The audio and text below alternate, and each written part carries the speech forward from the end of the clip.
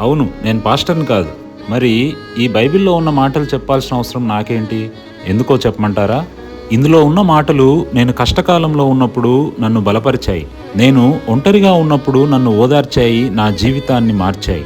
నన్ను బలపరిచిన, నన్ను ఓదార్చిన ఈ వాక్యం నా మాటలు వింటున్న వారిలో ఒక్కరి కన్నీళ్ళైనా తుడుస్తుందేమోనని ఒక చిన్న ఆశ.